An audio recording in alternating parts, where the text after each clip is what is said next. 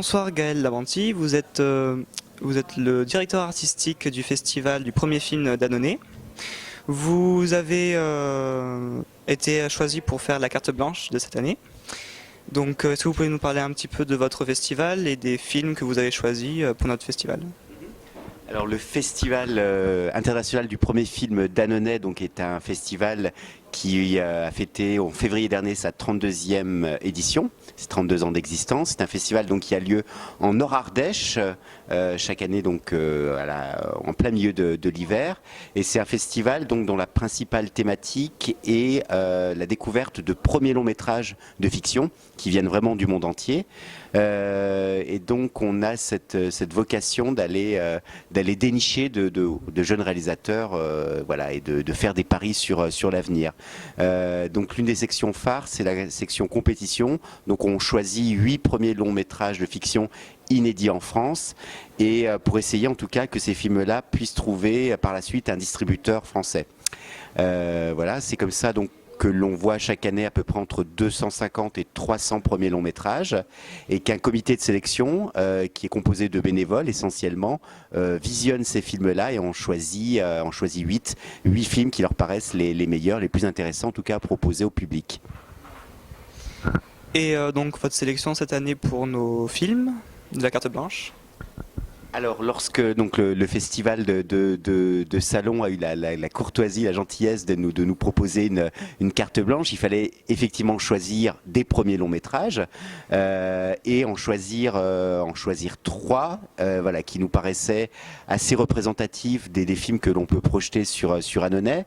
Donc, on voulait aussi des films assez éclectiques dans leur tonalité, pas proposer par exemple 3 films où la thématique est un peu lourde, histoire de pas plomber non plus le festival. Donc il fallait voilà, 3 films très différents les uns des autres, et en même temps voilà, le dénominateur commun étant la révélation de jeunes réalisateurs. Donc on est parti sur 2 films français, donc Max et Lenny, qui est un premier long métrage réalisé par Fred Nicolas, qui se passe dans la banlieue de Marseille, portrait de 2 jeunes adolescentes, un film extrêmement touchant, sincère, et qui donne une vision de la banlieue finalement qu'on a peu vue, puisque voilà, on a une vision féminisée de la banlieue.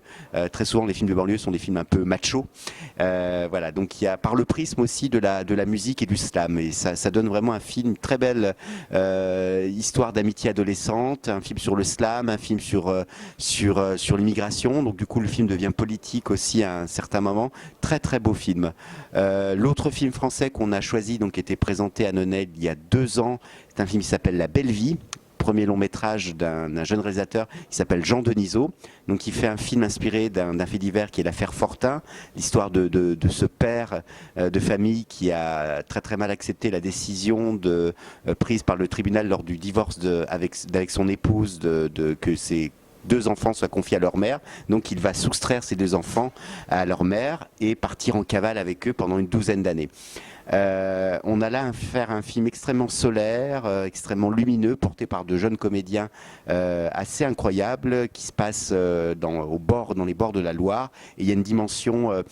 le réalisateur aime beaucoup le cinéma américain, de Terrence Malick entre autres, et il y a un road movie comme ça qui s'enclenche avec une attention portée à la nature, le fait d'inscrire des personnages dans un cadre naturel assez incroyable, et c'est vraiment aussi un film magnifique. Et puis le troisième, donc, qui est présenté ce soir à Salon, donc c'est un film turc qui s'appelle The Long Way Home, et qui est un film voilà, très original par le fait qu'il se passe, et c'est très rare pour des premiers films, c'est un film historique qui se passe pendant la Première Guerre mondiale, sur une dimension du conflit que l'on connaît peu finalement, puisque très souvent les films qui se passent pendant la guerre, Première ou Deuxième Guerre mondiale, se passent sur le front ouest. Là le film se passe sur le front est, on est en pleine Anatolie, et c'est un film voilà, visuellement incroyable. C'est un film, c'est à la fois un film d'aventure épique, c'est un huis clos psychologique, c'est un film de survie, c'est un film antimilitariste. Et c'est un film extrêmement impressionnant de talent pour un premier long métrage. Voilà en tout cas les 3 films sur lesquels notre choix s'est porté. Et j'avais une question un peu générale. Comment vous faites pour trouver ces films? Est-ce que ce sont les réalisateurs qui viennent vous voir, ou est-ce que c'est vous qui trouvez les films dans les salles sombres? Alors, comme le festival existe depuis 32 ans, on commence à avoir une petite reconnaissance dans le milieu professionnel et c'est vrai qu'on a de plus en plus, ça fait plaisir, des réalisateurs et des producteurs qui, lorsqu'ils ont fini leur premier long métrage, ont ce réflexe de se dire tiens, il y a un festival de premier long métrage à Annonay chaque année, on va leur envoyer notre film. Donc ça, c'est la première chose.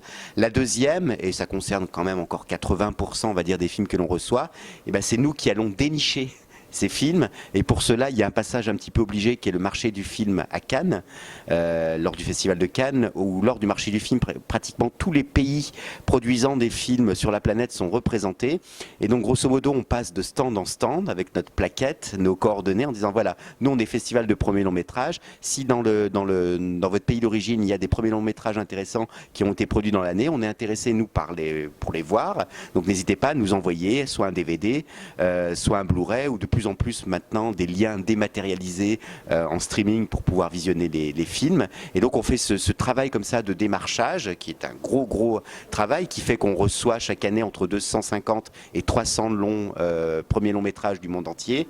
Et donc grâce à ce travail-là d'aller dénicher des premiers films, non seulement à Cannes mais dans d'autres gros festivals de cinéma, que ce soit Montpellier, que ce soit Venise, Locarno, Berlin. Donc on écume un peu les festivals, soit on s'y rend sur place quand on a les moyens de s'y rendre, soit en allant consulter les sites internet de chaque manifestation, en rentrant de manière précise dans le programme et en allant dénicher les premiers films et en faisant les demandes de films. Donc il y a un gros travail de démarchage en amont. Ouais. Votre festival, est-ce qu'il permet par exemple de distribuer des films qui n'auraient pas pu être distribués dans les cinémas, par exemple ? Bah, c'est effectivement l'un des objectifs du festival, puisque lorsqu'ils sont sélectionnés, lorsqu'on voit les films, donc ces films n'ont pas de distributeur français, et le principe c'est vraiment nous d'essayer que ces films-là puissent être vus par le public français, et pour pouvoir être vus, il faut qu'à un moment un distributeur français s'empare du film, décide de l'exploiter, de le distribuer, de fabriquer des affiches, de l'exposer dans les salles auprès des exploitants, et voilà, donc nous notre rôle c'est de participer à la reconnaissance de ces films et de taper dans l'œil d'un distributeur. Et donc chaque année, donc on a 8 films en compétition. En moyenne, depuis quelques années, on a à peu près la moitié des films qui sont présentés à Annonay, qui ensuite, dans les mois qui suivent, trouvent un distributeur. Donc ça nous fait extrêmement plaisir. Voilà, ça prouve qu'on ne s'est pas complètement trompé, qu'on est utile dans ce que l'on fait, dans le travail qu'on mène tout au long de l'année.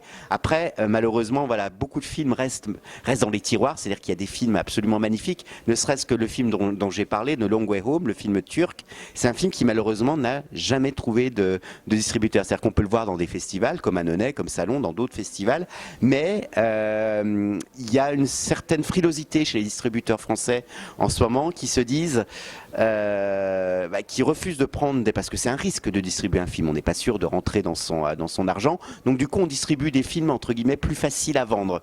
C'est un peu le discours qu'on me fait, on me dit, quand je leur montre les films, ils me disent oui le film est intéressant mais je ne sais pas comment je vais arriver à le vendre. Je leur dis en même temps, vous ne vendez pas des boîtes de petits pois, un film c'est une œuvre d'art qui est singulière et donc voilà, et eux ils sont embêtés parce que pour certains films ils ont du mal à leur coller une étiquette, à leur trouver donc voilà, on a l'impression qu'on a affaire à un système où il y a des films. Il y a beaucoup de films qui sortent chaque mercredi, même des fois un embouteillage de salles. Il y a des fois des films il y a 15 ou 20 films différents qui sortent certains mercredis.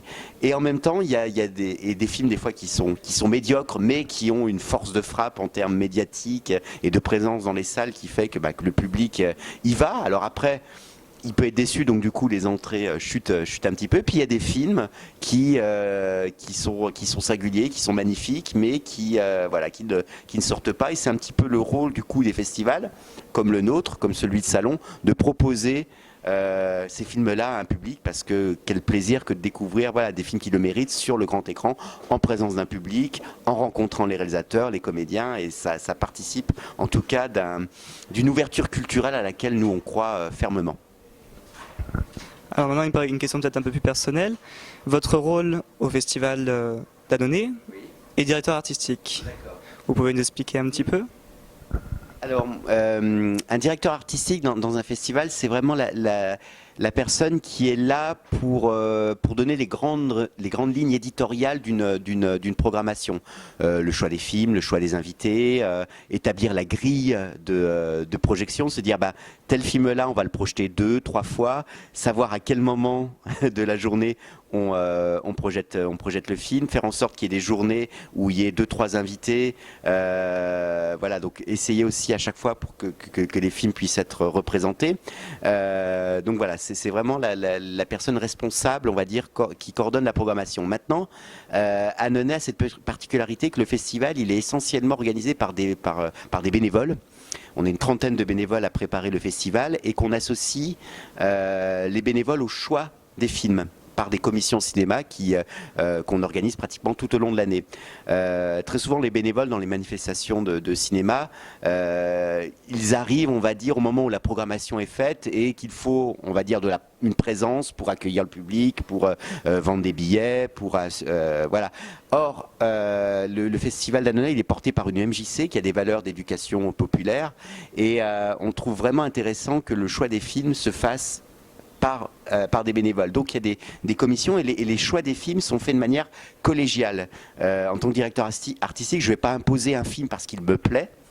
Si un film que je trouve intéressant, je me dis tiens, il peut être intéressant à être projeté dans le cadre du festival d'Annonay, donc je fais venir le film et après on le soumet en commission de visionnage. Et en commission de visionnage, il y a entre 12 et 15 personnes qui voient le film et voilà, qui décident ou pas de choisir le film. Donc voilà, je ne suis pas un directeur artistique qui prend des décisions unilatérales, qui impose une programmation, comme peut l'être par exemple un type qui s'appelle Thierry Frémaux, qui est le directeur artistique du festival de Cannes, qui lui fait la pluie et le beau temps, qui choisit les films et c'est ce film-là et pas un autre. Je suis là un petit peu, moi en tout cas, pour faire venir les films, insuffler des idées de programmation, et c'est ensuite les bénévoles qui actent, qui avalisent ou qui refusent les choix que je peux leur proposer.